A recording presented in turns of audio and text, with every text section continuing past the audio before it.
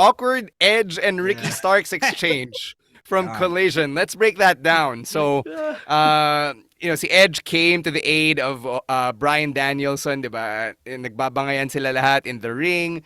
And suddenly, out of nowhere, both Edge and Ricky Starks were taking shots at one another, alluding to things that were outside of the basic canon. So Edge called Ricky Starks a vanilla midget version of The Rock, and then see Ricky Starks was alluding to WWE, calling it the other place, and then saying, "Oh yeah, that one sent me over the edge," and it was very awkward.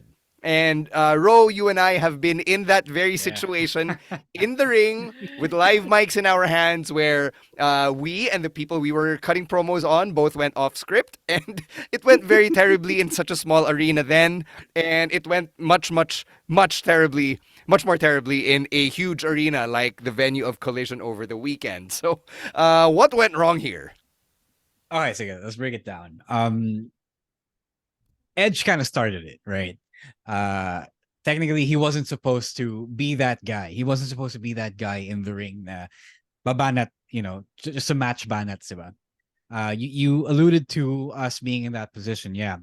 When you work, some of the people here, they're really focused on getting over and looking strong in front of the crowd, right? In front of the people, in front of the fans, especially on social media where it's easy to talk shit. So um a lot of these things, pataasan siya ng ihi, palakihan siya ng titi, di ba?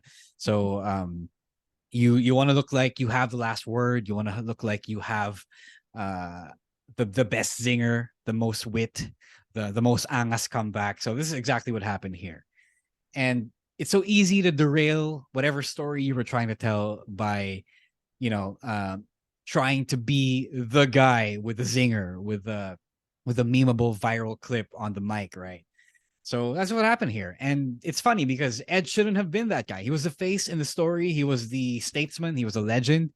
And he shouldn't have debased himself and Ricky Starks, who he's supposed to be helping put over as, a future star of the company. And he just really tried to take it in a different direction because it was a heat of the moment. Like, you don't think in that moment. You just feel like you want to be the better guy. You want to be the cooler guy in that moment. So, it was pretty bad. And see Ricky Starks naman, kumagat siya. Uh Yeah. kumagat siya, nagkagatan sila on the mic, and the whole thing just got derailed. And it was so awkward because it was one of those things that they were firing quickly back and forth that, okay, they're taking the piss out on each other. This is not part of the story. This is not part of the typical promo beat that you say something, I'll wait, then that other guy will say something else. They were really just going after it on each other. They got pissed off. Somebody got pissed off. They both got pissed off in the moment, and it was bad. Somebody should have nipped it in the bud and then refocused back on whatever story they were telling in that really, really messy opening segment. If it was, well, it should have been Edge because he was the veteran. He was siya yung kuya nila eh. So why are you acting like a man-child here? So it was a little more forgivable for Ricky because he was the heel, but somebody had to focus on the story and not devolve the whole thing. And that was really just disappointing. I don't know if it was because walang script, walang bullet points, even you just go out there and talk. That's what he said diba? When he addressed Christian that first night on Dynamite, right? Just went out and talked.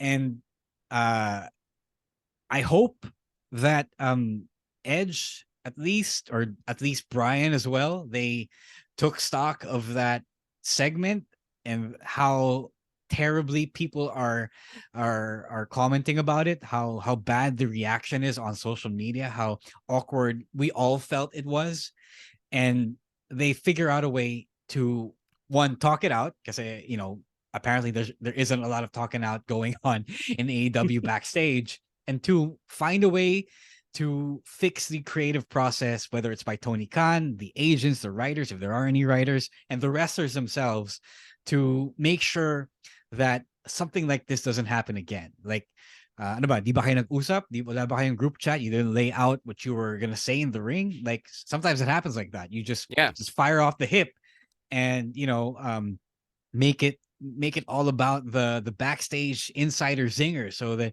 it looks all cool and angas, diba? And that's how a lot of it got derailed back then over here. So it was pretty disappointing, and I hope that they found a way to learn from all of it. Ako yung take, sorry Emil, I'll go to you in Yeah. a bit, but my take on this as a mic guy is madaling madiskaril Yeah, pag yeah, nagpo-promo ka in the ring. yeah. That's a reality. You're reacting to so many things. There's the crowd, there's yung kapromo mo, there's your own thoughts, the nerves, diba, na you're trying to hit your points, you're trying to remember what you have to say, and that you want to look good while you're saying it. That's all a given. But dyan papasok yung presence of mind na kailangan meron kang awareness na, okay, I have to hit my cues and I have to make sure na I don't go off the rails para yung story hindi siya ma-derail ng basta-basta. And I think dun sila nagkulang dito. One of them lost focus, so the other lost focus, and then the entire segment just really went off the rails. So I will agree with you na kapag ganyan, the one who should be most accountable is the veteran. Kasi technically, ikaw yung nagli-lead ng segment. So it just really is what it is. And I feel bad na, for one, ito yung nangyari kay Adam Copeland, and two, that we still keep calling him Edge 3 weeks after he debuted. Yeah, Eventually, I'll get around to call him Cope, like Taz does. Masasanay tayo one day. Yeah. Hindi tayo parang mass man show na merong air horn every time we call him Edge. But Adam Copeland, Cope, we're gonna get used to it. All right, Emile, your turn. I knew when I first watched this promo na something was off. Is this a part? Is this a part of the story? Kasi the first one, ang nagpa-feud dito si Ricky Starks and Bryan Danielson. Yeah, It's yeah. not really Adam and Ricky, so that kind of felt off, and I got CM Punk flashbacks. I'm gonna be completely honest, because he No, also CM Punk did. didn't do that. I'm gonna give No, credit when he to Phil. called out Hangman. Yeah, that was he called went out off Hangman, script. pero he didn't go into business for himself Yeah, with yeah. Hangman in the ring. Pero diba? yeah, I got Yeah. CM Punk flashbacks in there. Pero I agree with both of you. Edge should have known better, even though si Ricky may fault din siya doon na ginatungan pa niya. That's why Adam got so heated on him. Yeah, But he should have known better. He's the veteran. Like, you have this 25 years of experience, pero doon parang hindi mo ba nagamit yung lahat ng mga tinuro sa'yo, lahat ng mga tinuro mo to the younger guys. So parang at that point he kind of lost it for a bit. Yeah, what the hell, man? And next time dapat talaga, ito yung cons ng unscripted promos, like things can easily go off rails pag walang isang direction yung promo. So hindi naman sa sinasabi ko dapat lahat ng promo scripted, but dapat they should stick mainly to the major points like Stan said, and dapat yun yung presence of mind nandun din to stay on course. I was gonna talk about this whole thing. I mean, not specifically Edge and Ricky Starks, but the idea of shooting from the hip when you're talking shit about your coworker in the story in my podcast, because it's happened to as Stan said to us so many times. What I saw here is that nobody talked about what people were planning to say to each other, and when that happens or when that doesn't happen, that's when it's easy to get all up in your feelings. Like it happens to the best of us, right? And that's why you got to talk. You got to talk. You can't just go out there and assume who the person you're working with is going to be cool with everything you say and do. That's why you got to talk. We're working together in the wrestling business. We're not out there fighting each other. It's one thing, you think we're just fighting each other physically, but you can also fight each other emotionally and psychologically, and that's why CM Punk versus Adam Page happened, right? So I'm sorry. The funnier part is that akala ko ako lang nakapansin na it looked wrong because I am a wrestler. I've been in the business. I thought it was just me, but the fact that so many other people saw that it didn't feel right, God, that's how bad this whole thing really was. It seemed like it was innocuous. It was an innocuous 4 lines that were exchanged, but it was really bad when everyone could spot that it felt off. Hindi lang yun, just to add to that last point that you said, Ro, a promo is still a story. And Yeah. at the end of it all, you have to tell that story from start, middle to end. So, in addition to talking with each other about what you want to say to one another when you're out there, kailangan yung story, madala mo pa rin sa dapat niyang puntahan, di ba?